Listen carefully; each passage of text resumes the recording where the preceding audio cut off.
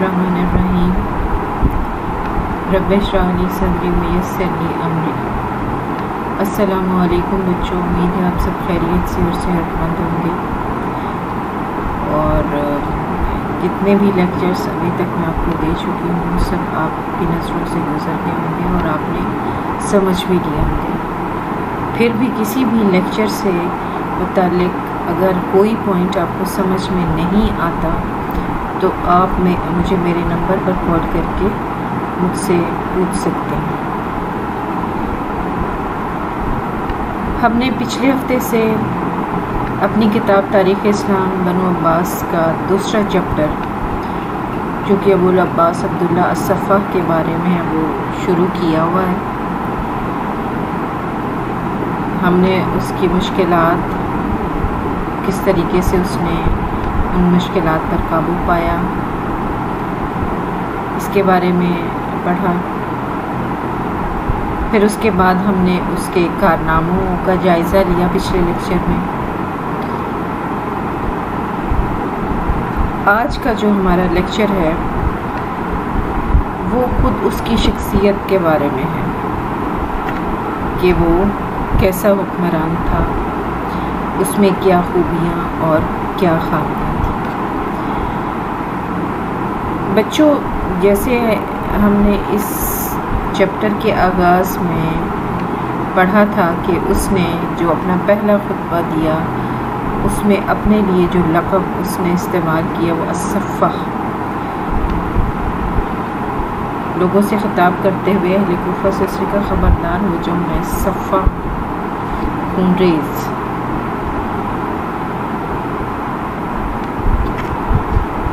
और ऐसा उसने करके भी दिखाया।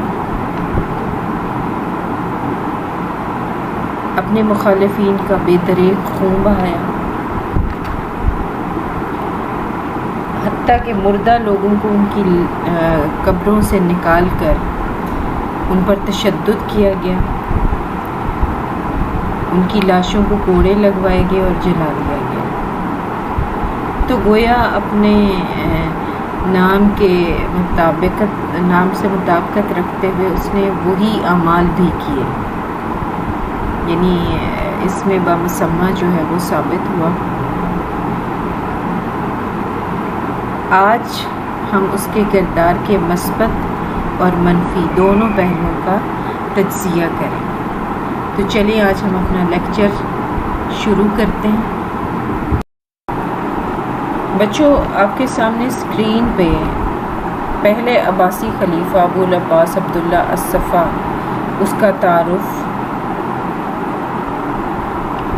मुख्तलिफ पहलुओं से दिखाया गया है, यानी उसका दौरे हुकूमत कब से कब तक था, उसके बाद और उससे पहले कौन हुक्मरान थे, कब पैदा हुआ, कहाँ पैदा हुआ, कहाँ उसको दफनाया गया, उसकी बीवी का नाम क्या था, उसका लक़ब और कुनियत क्या थी, और उसके फादर का नाम, उसकी मदर का नाम, इसके बारे में डिटेल आपको सामने स्क्रीन पे सारी नज़र आ रही होगी। ये सारा जो डेटा है ये आपको अपने शॉर्ट क्वेश्चन या MCQ सॉल्व करने में बहुत मददगार साबित होगा। अब हम आगे चलते हैं। बच्चों, अबुल अब्बास जो है वो बड़े बारोब और पुरकशिश शख्सियत का मालिक कहा जाता है। इब्न असीर कहता है कि उसके बाल जो हैं वो घुंघराले थे, लंबे कद वाला, गोरे रंग का, पतली लंबी नाक, खूबसूरत बारिश चेहरे वाला इंसान था। फ़ख्री कहता है कि वो हलीम, बावकार, आक़िल, मुदब्बिर, फ़याज़ और हुस्न अखलाक से आरास्ता था। उसकी माँ का नाम रायता अल-हारिसिया था।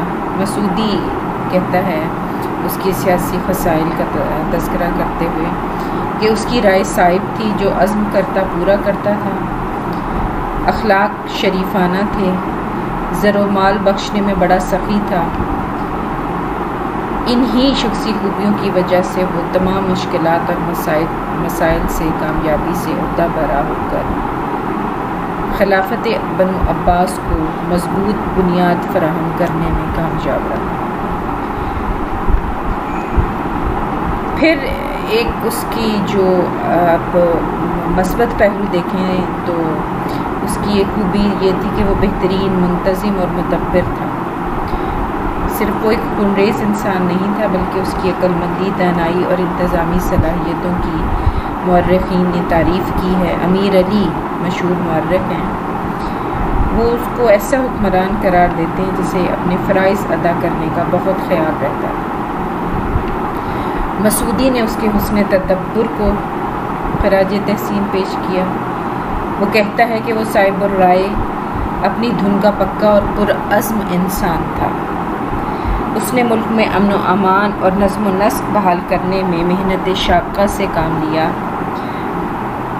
صوبوں کی حد بندی اور مناسب اشخاص کے چناؤ کی حکمت عملی اپنا کر اس نے ملک کو انتظامی وحدت اور استحکام بخشا۔ جیسے پہلے بھی پچھلے لیکچر میں بھی میں نے آپ کو بتایا تھا کہ اس نے وزارت کے عہدے کا اور حاجب کے عہدے کا آغاز کیا۔ یہ آپ کا شارٹ کویسچن بھی ہو سکتا ہے، MCQs کے طور پر بھی آ سکتے ہیں۔ پھر اس کی بہترین حکمت عملی ہمیں تب نظر آتی ہے جب اس نے انتہائی غصے میں اور بھڑکے ہوئے علویوں اور ہاشمیوں کو خاموش کروایا، اپنے تدبر سے، اپنی ذہانت سے۔ انہیں یا تو عہدوں سے نوازا گیا، بڑے بڑے عہدوں سے، یا پھر انہیں پیسے دے کر خاموش کرا دیا گیا۔ پھر اس کی کردار کا جو ایک دوسرا پہلو ہے اس کی سخت گیری اور خونریزی۔ اس کے انتقام سے عورتیں بھی نہیں بچ سکی تھیں، مردوں تک کو اس نے نہ چھوڑا، ان کی ہڈیاں قبروں سے نکال کر جلا دی گئیں۔ اور اس معاملے میں اگر ہم اس کو دیکھیں تو وہ کسی بھی دنیاوی حکمران سے کم جابر اور سفاک نہیں تھا۔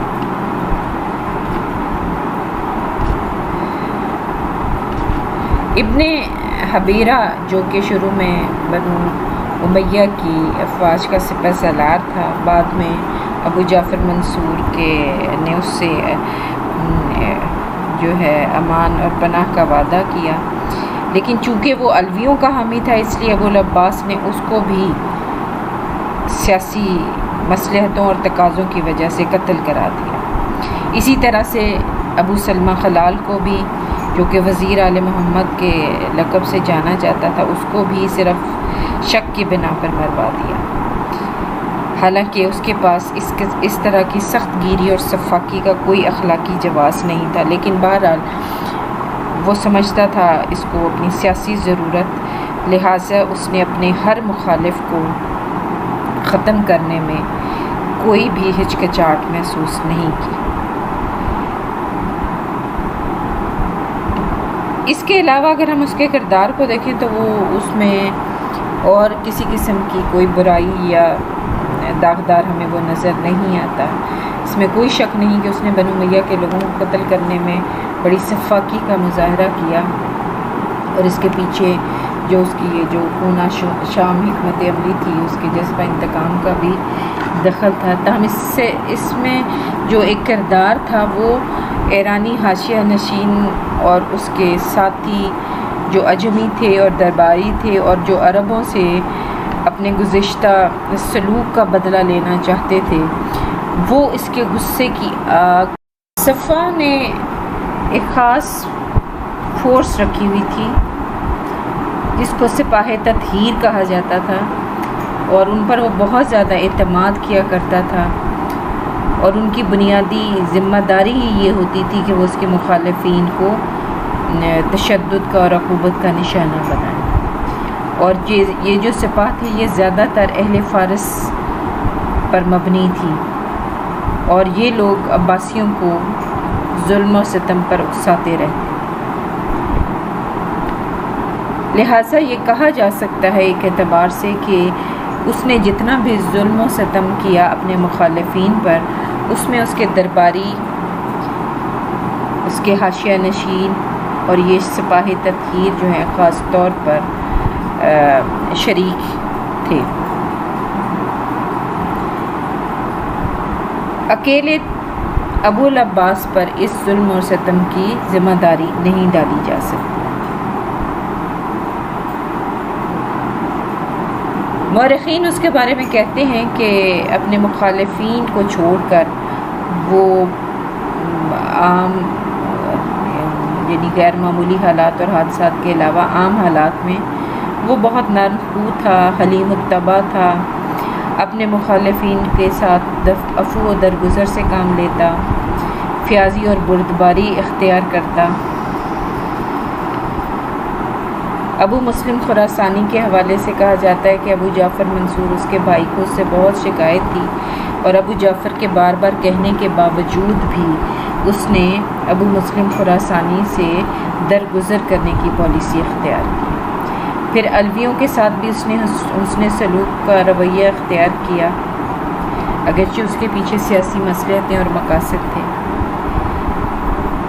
پھر اس کے کردار کا اگر ہم دیکھیں ایک اور پہلو ہے، وہ فیاضی اور دریا دلی ہے۔ اس کی طبیعت میں، اس کی سیرت میں فیاضی اور سخاوت کوٹ کر بھری ہوئی تھی۔ یہ اکثر علویوں کو انعام و اکرام سے نوازتا رہتا تھا۔ عبداللہ بن حسن نے ایک مرتبہ صفا سے کہا کہ میں نے 1,00,000 درہم کا نام سنا ہے، کبھی دیکھا نہیں۔ صفا نے اسی وقت 1,00,000 درہم منگوا کر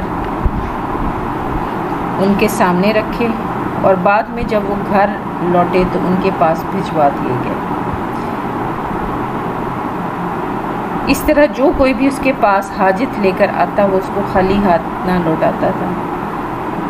اس کا یہ قول تھا کہ جب ہم سلطنت کے مالک ہیں تو پھر ہمارے متوسلین ہمارے مال سے محروم کیوں رہیں۔ یہ شخص صفا بڑا ذہین بھی تھا اور حاضر دماغ بھی تھا۔ علامہ سیوطی نے اس کی حاضر جوابی اور حاضر دماغی کا ایک واقعہ نقل کرتے ہوئے لکھا ہے کہ عبداللہ بن حسن ایک مرتبہ خلیفہ وقت سے ملنے کے لیے آئے۔ اس وقت بنو ہاشم اور بہت سارے معززین موجود تھے۔ صفا کے ہاتھ میں قرآن پاک تھا۔ ابن حسن نے کہا کہ امیر المومنین، خداوند تعالیٰ نے قرآن پاک میں ہمارا جو حق مقرر کیا ہے وہ ہمیں عطا کیجیے۔ صفا نے جواب دیا کہ آپ کے جد حضرت علی رضی اللہ تعالیٰ عنہ اس امت میں مجھ سے 1,00,000 درجہ بہتر اور برتر تھے۔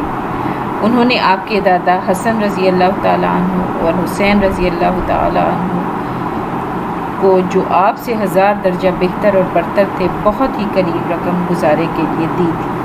اس لیے مجھ پر واجب ہے کہ میں بھی آپ کو اتنا ہی دوں جتنا حضرت علی رضی اللہ تعالیٰ عنہ نے اپنے صاحبزادوں کو دیا۔ پس اگر میں اتنا ہی دوں تو انصاف ہے، اور زیادہ کی آپ مستحق نہیں۔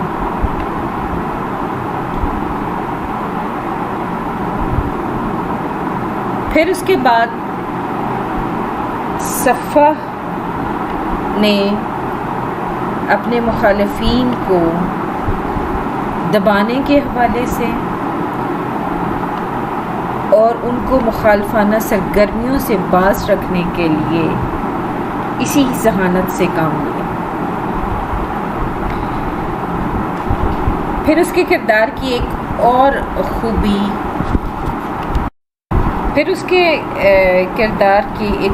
خوبی، اور خصوصیت جو ہے وہ اس کی قناعت پسندانہ طبیعت اور سادگی،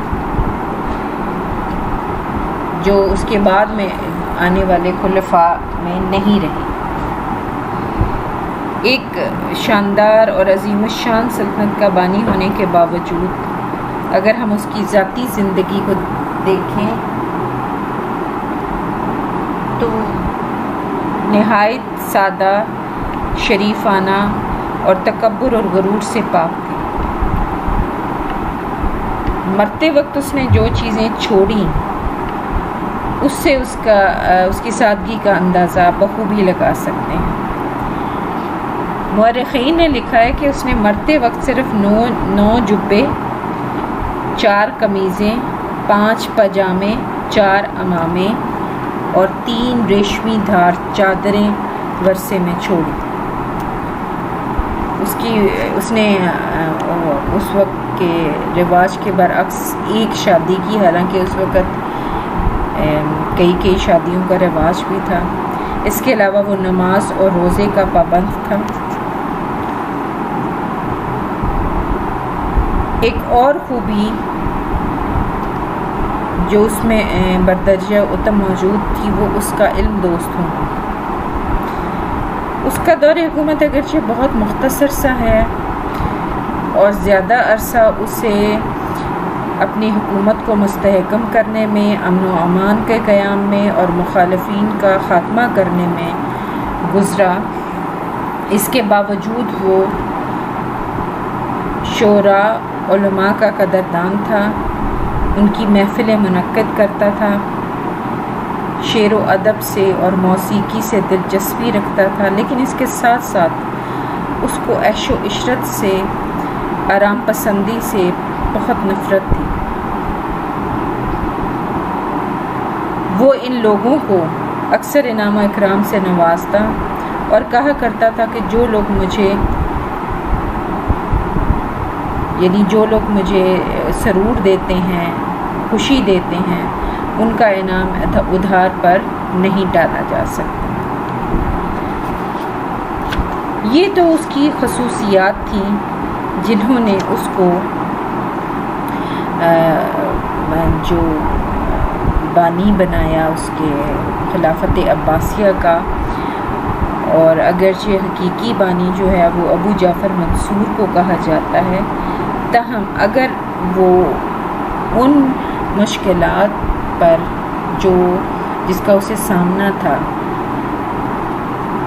ان پر اس طرح سے آسان طریقے سے قابو نہ پاتا تو شاید خلافت بنو عباس کو شروع میں ایسا استحکام حاصل نہ ہو پاتا جس پر آگے چل کر اس کے جانشینوں نے ایک رفیع الشان عمارت تعمیر کی۔ اب اس پورے چیپٹر میں سے آپ جو ایم سی کیوز اور شارٹ کویسچنز نکال سکتے ہیں، اس میں سے کچھ تو آپ کی کتاب کے پیچھے سوالات کے بعد موجود ہیں۔ اس کے علاوہ جتنے بھی واقعات اور حالات ہم نے پورے چیپٹر میں پڑھے، اس میں سے میں وقتاً فوقتاً لیکچر کے دوران ہی آپ کو بتاتی رہی ہوں کہ یہ پوائنٹس ہیں جن کے آپ شارٹ کویسچن بنا سکتے ہیں۔